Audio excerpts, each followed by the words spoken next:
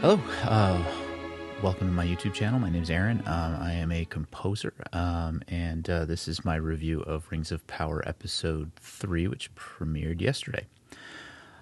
Before I get into it, make sure you hit some of the links below if you want to check out some of my work. I work on something called the SILMARILLIon Symphony, and so I write new music based on Tolkien's work from the First Age.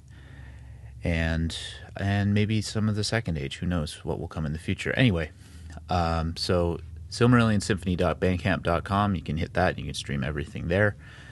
You can also hit me up on Spotify as Aaron Dunn. That is my name on there. So, Rings of Power, Episode 3. First, I've watched it twice. First time just to watch it and enjoy it. And to give full disclosure, like I sit and watch these with people that aren't necessarily what you would call lore masters of Middle Earth or whatever, just people that are fans of, TV or just want to watch a show and sit down and enjoy the show as you can. So watched it yesterday, watched it today. So there's a few character things I'll touch on, and if you hear some noise here, my dog is just doing his thing. My dog named Huan is his name. He's a big guy. He's a good guy, though. Anyway, so we kick off the episode, and we're somewhere in the Southlands, and Arondir is having a pretty bad time. Excuse you, Huan. And I don't have a ton to say about this whole plot arc because it still needs to develop quite a bit. And that's fine. I'm sure something will tie into something else there. I think where this is going to go, I think Elendil and Galadriel will end up in the Southlands somewhere, or somewhere in the south of Middle Earth helping men out, which is vaguely correlated to the events of the Second Age. Of course, they can't really do much with anything other than the appendices, as I've mentioned before.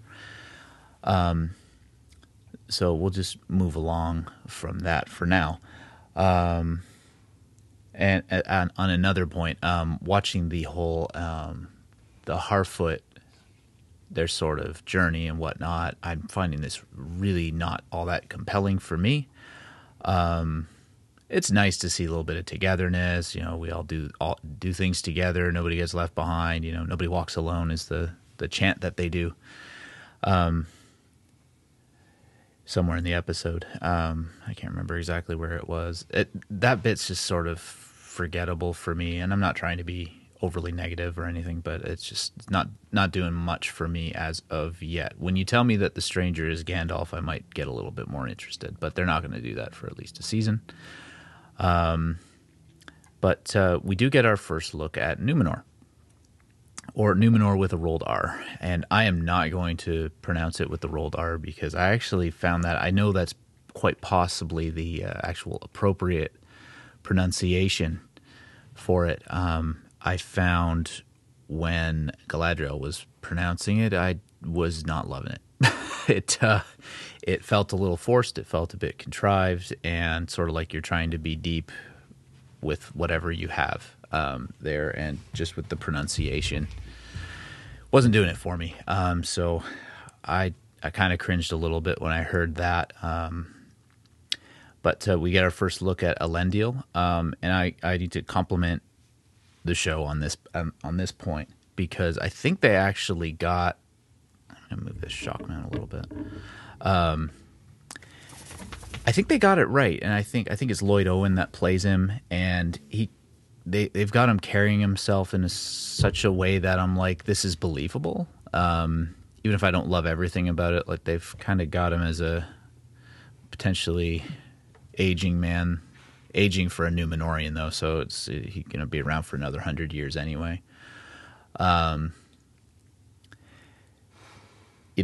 Aging guy that's a little bit bitter about something. I'm assuming he's a widower, but we don't know that yet. They haven't said anything, and it seems his other son, Anarion, is missing in action, and instead we have a made-up daughter, which actually I liked her character. She was fine. she needles both her brother Isildur and Elendil in a pretty reasonable manner, I thought. So cool. That was cool there. And I like kind of the subterfuge that was going on in the Númenórean situation, where if you read through the lore or just pay attention through the episode, I think you'll get a general idea that elves are in disfavor. That was pretty obvious. And they're not welcome in Númenor anymore, really. And there's a reason for that they're going to have to flesh that out at some point. And Queen Regent Muriel, her father's still alive, and I don't know if they'll mention his name, but I looked this up earlier today. It is Tar Palantir, and he actually saw some of this coming, some of these issues. He seemed to have some foresight, as the lore might suggest, and that's an interesting thing. And he's locked up, of course, and Pharazôn, we'll see more about what his situation is and what his deal is, because he's a really important character in the downfall of Númenor.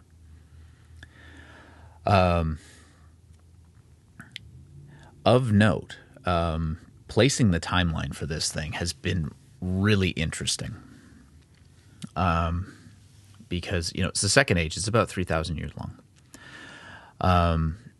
And you've had to have the start of the Second Age, I guess. They don't really tell us when this starts. I am getting more of the opinion that we're looking at something maybe in the middle at the very earliest, but again, men don't live for 2,000 years, so we could be in the latter third of the Second Age, which really makes things dicey because, Elrond is married by now to Galadriel's daughter.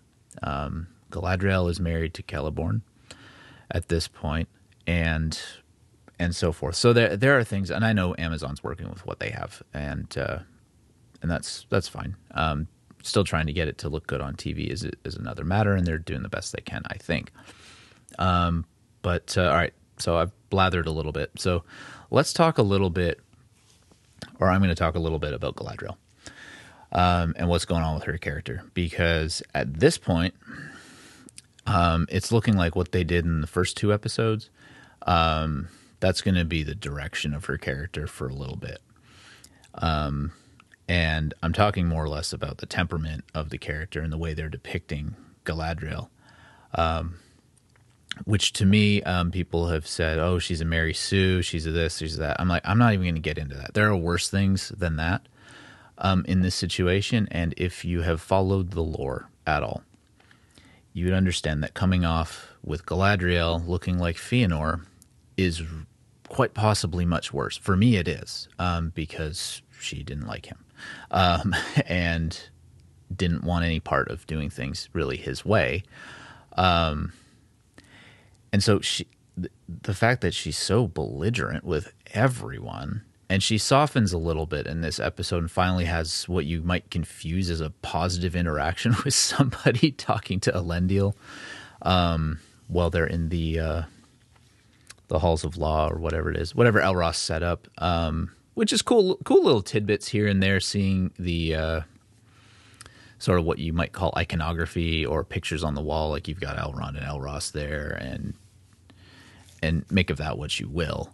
And of course she knew them both. How well is, that's, you can debate that until the cows come home. That's fine. There's no real controversy there. But her general disposition, especially when she's talking to the Queen of Númenor, was really strange. And so I'll tie a couple things together here. You have, at the beginning of the show, they're talking about, they hint at the burning of the ships. And that's from the Silmarillion, and also the kinslaying, where Fëanor and the Noldor kill a bunch of elves because they want ships. Now, when she's talking to Muriel again, now this is like, maybe 2,000 years later, 3,000 years later, almost. She sort of hints that she's sort of willing to steal ships again, and that doesn't make much sense to me. I know she wants to go back to Middle-earth, and she feels like she's got her mission, and I think that's, why she's on Numenor in the first place is I'm not even going to talk about that because it's not in the lore. Did elves go to Numenor? Yes, much earlier than where I think we're at here in the timeline of Middle Earth. But so the fact that she's hinting even remotely at stealing ships or stealing boats in a couple of different interactions is I find it a bit distasteful, to be honest. And, you know, maybe they didn't consider all that. It's fine. It is what it is. Not for me. Again, you're making Galadriel look like something she's not. And even given the fact that she is a bit of a mysterious figure in Tolkien, there are different versions of what she did at the beginning of the First Age. But I digress. Where things landed, again, you have this sort of pseudo-godlike creature in Galadriel, who is serene. She's got her stuff under control. She is not like on this raging revenge mission. This isn't in the books like this at all. Of course, the Third Age depiction of Galadriel is very different because the elves they're starting to depart Middle Earth in general. You can remember that from Fellowship of the Ring, where Elrond says, "My people are leaving these lands." So that's what Galadriel and friends are doing. They're starting to move on.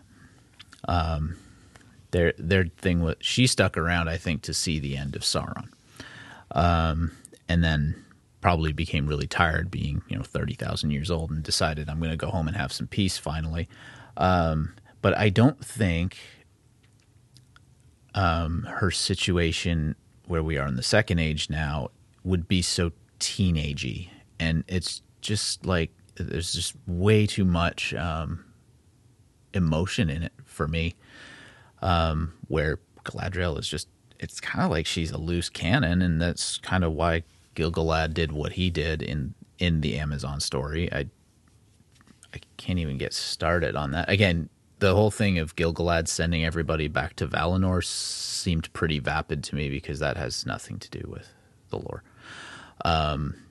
The elves were invited back at the end of the First Age, and it's open. They can go back, get on a ship, and go back. So there's that bit. The bit with Halbrand, I said on the last video that I did on this that Halbrand could actually be Sauron. I'm thinking they're hinting away from that right now, but they're hinting at it at the same time, where Halbrand has all this skill with forging stuff. And Sauron was a Maiar of Aule, and that means he knows how to make stuff. So we're going to see where exactly that goes, I'm sure, in the future. Like, of course, I'm still going to watch the show. I'm still watching it, and I'm still intrigued by where they're taking it, which is, that's a way to keep people watching. The Halbrand thing, I don't like that they're sort of hinting at it being loosely romantic or something. There's something wonky there. Not loving that, but that'll be what it is. I think that we'll see more of that later. I think Galadriel, for all that she isn't and what I think she could be in the show, one thing that they're showing, and I think is probably accurate, is that she is single-minded and she is strong-willed. That's totally out of Tolkien. Like, that's right there. That's in his descriptions of her. And strong. I think so. If they find a way to show her being strong and not a jerk, I think that's an accomplishment. Maybe that happens by the end of the season. I certainly hope that it does, because it's really tough to watch, because she, while being strong-willed, I think she knew how to get along with others. Certainly better than the Fëanorians did. And so we're going to see how that fleshes out. Anyway, so you've got the Halbrand thing, where he was apparently a king of the Southrons, and of course he's like, yeah, that's me, without saying it. That's cool, I guess. Like, seeing him dummy a bunch of blacksmiths was an interesting take. And again, that's part of an adaptation. I don't know, kept it. You had some action for a few minutes. That was kind of cool. And then that'll be that. So he's in jail now. So we'll see how that all goes and how he gets out, or if he, let's put it like this: if Halbrand is Sauron, he's probably going to find a way to sweet talk Pharazôn at this point, and that's not the way that Sauron gets to Numenor in the books. They actually capture him as a prisoner of war because Sauron is making war in Middle-earth. And this is before the Last Alliance, by the way. And the elves and men, they put a beating on him. Particularly the men, actually. It's Elendil that comes in the books and helps Gil-galad out with Sauron at first. This is, again, before the Last Alliance. And quite a bit before. And they put a pounding on him, but he goes back to as a prisoner with Pharazôn, back to Numenor, and becomes an advisor because it's Sauron. He's able to appear, better than he is. So I'm wondering if that's the tack they're taking. I'm wondering why they would do that, but we don't know yet. And as just what you can hear through the grapevine and whatnot, with regard to how secret the show is and how tight all the security is around all the plot and everything and what happens. It's like I'm betting the actors aren't knowing much of what's going on until you get to the reads, table reading and so forth, and getting on set, because they want to keep this tight. They don't want leaks, they don't want spoilers, and they don't want anything getting out early. So that's fine. I don't have a problem with that. So speculating on that maybe might be a bit idle for me. But we are where we're at. So that's Halbrand. We now see that Halbrand has this violent side, and he certainly can handle himself. They made it seem kind of like he has a double personality, which makes me think a little bit more that we might be looking at Sauron in a fairer form. Although I kind of always thought he'd be a little bit more clean cut than that. But hey, whatever, right? That's fine. And then we've got, I think I'll probably bounce around a little bit more in a minute, but this the Elven rebellion in the trench. We do get a good depiction of the orcs, I think. They don't like light. This is true. This is straight out of the lore. It's cool. It's good. The orcs do look quite a bit taller than they did in the Jackson adaptations, with the exception of the Uruk-hai, which all looked like a bunch of bodybuilders. Frankly, they were pretty jacked. These orcs are more thin, and you can kind of see how they can be almost not elvish necessarily, but you can see the slightness in the faces in some of them, and the physique, like the physique of these orcs. It's like, okay, so I can see that these guys used to be elves. And so I give props to the production team for that. The whole tree scene was an interesting thing, because the elves didn't want to cut down trees and stuff like that. It's not like they're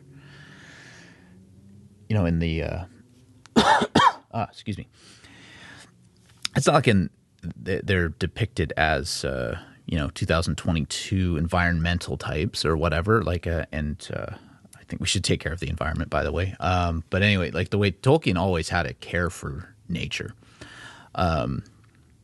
in the books, like even giving trees a voice, I thought was pretty genius. So we haven't seen the ends yet, by the way, and I'm looking forward to that because I think they can go there.